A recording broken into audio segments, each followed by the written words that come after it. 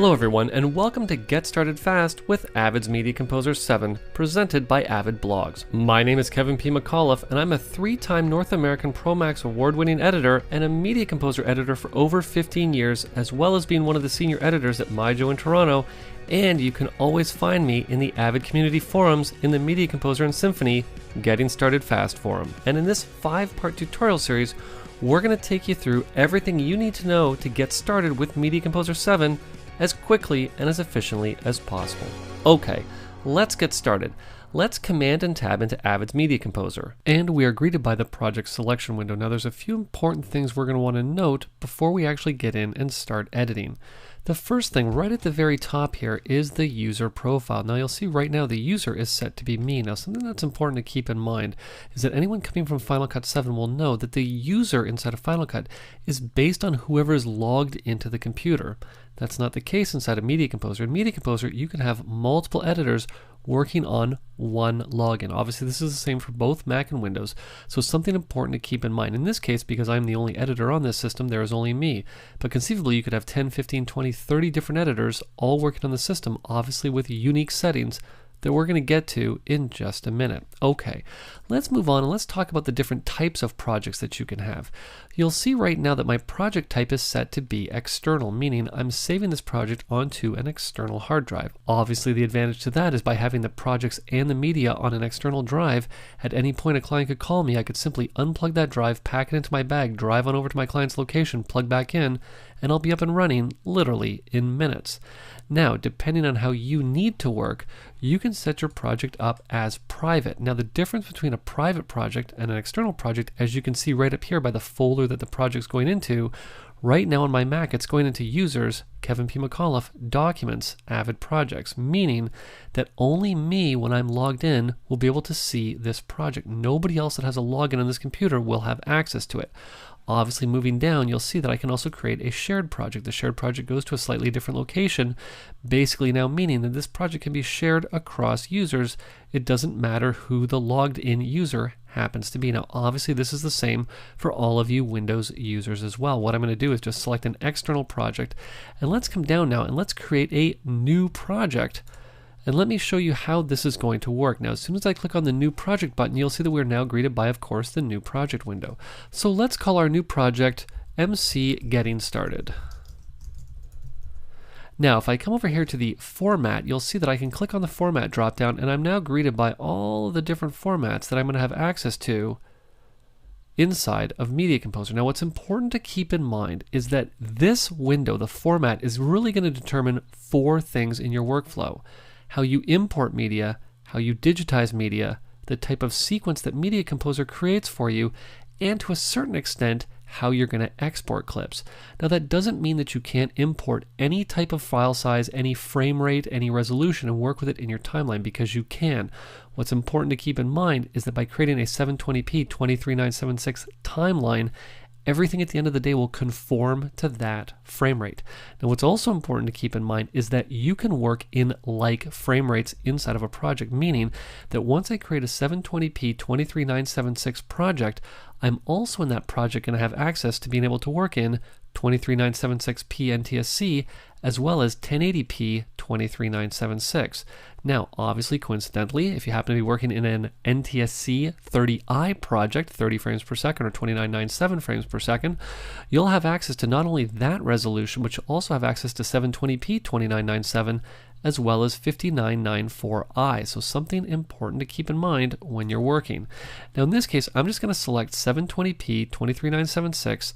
I'm simply going to say OK, and let's simply say OK to launch this project, and Media Composer is now going to launch my newly created project, and it's going to open a bin for me to start working with. Now, for the purposes of what we're doing right now, I don't have any media in this bin, so I'm just going to close this bin. I'm simply going to select it, right-click on it, and we're going to delete it because I'm going to open a bin from a different project. Okay, now before we get in and we open a bin that has some media in it, I want to talk about the 3 windows that we now have access to inside of our project. The first window is located right over here on the left-hand side, and it's appropriately enough the project window. And the first tab that we're in inside of the project window is the Bins tab. Obviously, this is where we're going to have all the bins that will contain all of the media that we need to finish our edit. The next tab right beside it is the volumes tab, where we can get in and create new volumes. We have the ability to get in and adjust our settings, which we're going to talk about coming up next. I can also get in and add filters right here from within the project window if I want to, but there's an alternate way to do it, which we're probably going to use that we'll talk about in a later lesson. Next, we have the Format tab, where we can get in and, as I mentioned in the intro, we can get in and adjust to like frame rates, as well as getting in and adjusting the raster dimension, as well as stereoscopic options right here from within the project window. We can get in and take a look at some general usage and some general info about the project and system we happen to be working on. Now, the next window that you're going to see immediately to the right over here is the Composer window. The Composer window is where you're basically going to make all of the decisions that you're going to want to make as far as what parts of clips to edit into your timeline. We have the Preview window located right here, as well as the Sequence window right here that reflects what's going on right down here in your timeline window. Timeline window is obviously where you're actually going to take the clips and drop them into order and do your effects work as well as audio mixing to get your project done as quickly and efficiently as possible. Okay, so let's talk about some settings that we're going to want to adjust before we start editing. I'm going to navigate over here to the Settings tab, and the first one that I always like to get in and adjust is my bin settings. Why? Well, because inside of my bin settings is the auto save interval. Basically, how often is Media Composer going to save any open bins in your project? Now, for me, I normally have this set to be something low, somewhere around, about 10 minutes. Obviously, this is a personal preference, and you can set this to be whatever you like. I'm just going to say OK. Now, the next setting that I like to get in and adjust, I'm just going to scroll down a little bit here, is the Composer settings. The Composer settings are obviously for this window up here, the Composer window. And in most cases, what I like to do is I like to have 2 rows of data, because you can never have too much information when you're editing. And for me personally, because I normally use all of my shortcuts on the keyboard, I normally only like to have 1 row here. I don't need to have 2 rows because, like I said, I'm a keyboard editor, and I always like to have the center duration selected, meaning that if I mark an in point and an out point in my timeline or in a clip, it's always going to show me the duration right up here, right at the top of the Composer window. Okay, what I'm going to do is simply say OK, and because I now have 1 row of buttons selected, you're going to see 1 row disappear. There we go. Now, the next setting that I like to get in and adjust is the General setting. Right here. Why the General setting? Because this is where I can get in and set the default time code for any sequence that I happen to create for any project that I'm working on. Now, in most cases, because I put bars and tone and slate at the beginning of all of my pieces, I normally have this set to be 590000. Now, another shortcut I want to mention to you is that you're going to notice that when I was punching in 590000, the 2 zeros appear together as opposed to me going like this, 0000. Well, if you use the period at the bottom of the numeric pad, it's actually going to put in 2 zeros for you. A very handy shortcut to keep in mind when you're editing. What I'm going to do now is just punch back in 5900. I'm going to say OK. And the next setting that I want to talk about is right down here, and it's called the Media Creation setting. I'm going to double click on Media Creation. Now, the first tab inside of Media Creation is the drive filtering and indexing, because when I'm working, I don't want to accidentally capture or import or render anything to my system or my launch drive. So I'm just going to filter both of those drives out. Now, the Media Creation setting also lets you get in and tell Media Composer where you want to send your captures, titles, imports, mixdowns and transcodes, motion effects, and renders to. So if you have multiple different drives, and let's say you want to send the captures to one drive and the titles to a different drive, you can simply just come into each one of these tabs and assign the drive that you want to have that particular parameter sent to. Now, in this case, I only have 1 drive, so everything is going to be going to my Mac drive, but just having the ability to get in and sending all these different things to different drives based on obviously how full your drives are is a very handy feature to have. Okay, so I'm just simply going to say OK, and the next setting, and probably the most important one other than your autosave, is your keyboard settings. Let's talk about keyboard settings right now. What I'm going to do is I'm just going to navigate up, and you'll see keyboard settings located right here. I'm simply going to double click on it. And once I double click on it, you're going to see my keyboard settings, and you're going to see that I've added some additional features here for the F keys. Now, this is always an interesting situation, the keyboard settings, because I know a lot of editors who like to get in and literally change every key on the keyboard. And I always tell editors that are starting out to never do that. Now you might be wondering why. Well, there's actually a very simple reason. I mean, if you are an editor that only edits at one location, let's say on your own edit system, you know what, get in and change the keyboard settings as much as you want. But if you're a freelance editor and you're going from location to location to location, and let's say you have your settings on a USB stick that you take with you, what's going to happen the one day that you forget your settings? Normally you take the settings, you stick them in, you're going to open them, boom, you're up and running in 2 seconds. The problem is that if you've gotten in and adjusted the keyboard, let's just say every key is different, and you've forgotten that USB key at home, guess what? You're now going to have to rebuild that entire keyboard. Whereas for me, because I only adjust the F keys at the top, guess what? It's going to take me probably about a minute to rebuild these settings. Now, one thing that you don't see in here that you do have the ability to do is that if I hold down the Shift key, I do have the ability to toggle the Shift key and add a whole bunch more shortcuts in here. So I can have a Shift R or a Shift D or a Shift and function keys functionality to add as many shortcuts as I might want. Now, I know you're probably thinking to yourself, well, Kev, you have all of your settings here, but how do you get in and add more? And I'm just going to use the F11 key as an example here. So how do we get in and add more settings to this keyboard? Well, there's actually 2 tools that you need to get in and make keyboard adjustments. We obviously need our keyboard setting, but we need one more. And I'm going to navigate up to Tools, and I'm going to come down to the Command Palette. Once I open the Command Palette, you're going to see that it is just what it sounds like. This is basically a palette where every command that you might want to need is stored for you to basically take, and let's just use, I'm just going to use the step forward 1 frame shortcut. You're going to see right now I'm on a button to button reassignment. I can now simply take that and drag it down to F11 and let it go, and that shortcut has now been added to my keyboard. Now for me, what I'm going to do is I'm just going to come down to the other settings, and I'm just going to put that back as being blank because I obviously don't want that on my settings. Now I did say that this is where you can find most of the shortcuts that you're going to want to use, but not all of them. Well, what did I mean by that? Well, inside of Media Composer, you also have the ability to map anything from a menu to a button as well. And let me show you how simple that is to do. I'm going to come down to Menu to Button Reassignment. I'm now going to come down and I'm going to click on that F11. And let's say I wanted to assign the Command Palette to F11. I'm going to navigate back up to Tools. I'm going to come down to Command Palette. And you're going to see the Command Palette has now appeared at F11. Let's close the Command Palette. Let's close our keyboard settings. And now if I hit F11 on my keyboard, you're going to see there is the Command Palette. What's also cool about the Command Palette is I do have the ability, if I happen to have multiple monitors, to leave the Command Palette open. So now what this basically means is by selecting the active palette, I can use any of these as commands, not necessarily as a drag and assign to buttons, but if I wanted to collapse something in my timeline, I could simply click on it here without mapping it to anything on my keyboard or in my Composer window, and that command will function as a command and collapse the layers in my timeline. Okay, I'm just going to close the Command Palette. Let's come back to our bins, and let's open a bin that has some media in it so I can show you how bins work. I'm simply going to hit Command and O on the keyboard on the Mac, Control and O on Windows. I'm just going to navigate to my stock footage folder here, and I'm going to come into my motocross bin right here. I'm simply going to say Open, and you'll see now I can double click on any one of these clips, and we now have access to all of the media here. Now I'm just going to bring the bin right over here into the middle of the window, and I'm just going to extend it out because I want to show you all of the information that I can see inside of this bin. The only problem is that there's a lot of information in here that I don't need, and there's some information that I do want that is not in here. So how do I get in and make adjustments to the different columns that I have? Well, it's very simple. We're going to navigate right down here to our Fast menu. I'm simply going to click on it, and I'm going to navigate right up here to Choose Columns.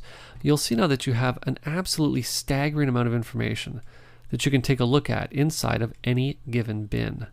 Now what I normally like to do is I like to select everything and then select nothing because I like to set up a standard bin all of the time. And I'm going to come right down here, and what I normally like to have set up is the drive, the duration, the end, and the start. I'm just going to come all the way down here to Start. There it is right there, and I'm simply going to say, okay, you know what, maybe I'll select tape as well. I'll say okay, and you'll see now that we now have the name of the clip, the duration, the drive, the start, the tape, and the end. Well, that's kind of not really how I would want this organized. I'd actually rather have the name, the start, the end, the duration, the drive, and then the tape. So it can't just be as easy as dragging the columns, is it? Well, it actually is. Take a look at this. I can now simply just drag the columns wherever I want, and when I have things laid out exactly as I need them, I can navigate right down here and simply say Save As. We'll call this Kevin's Standard View. And now, because I've created a new bin view, what I can do is simply navigate right back up to my settings tab. If I scroll all the way up to the top, you're going to see there it is right there. And if I don't want any of these other ones, I can simply select them by holding Command on the Mac control and Windows and then just deleting them. There we go, and you'll see they will not appear now in the bin view menu.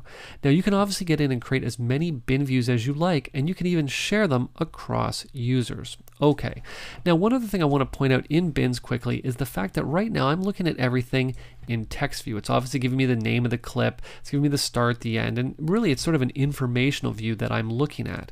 But what if I'm more of a visual editor and I actually want to see the starting frame of each one of these shots? How would I get in and see that? Well, right down here at the bottom, you're going to see that I can come down and I do have 3 different bin views that I can adjust between. I have one right over here on the right that's called storyboard mode. I can get in and actually make detailed notes about each one of these shots. You know, if I happen to be a producer and maybe I'm making notes for an editor, this is a great way to get in and leave tons of information about each one of these shots. But the view that I really want to show you is located right here, and that is, of course, frame view.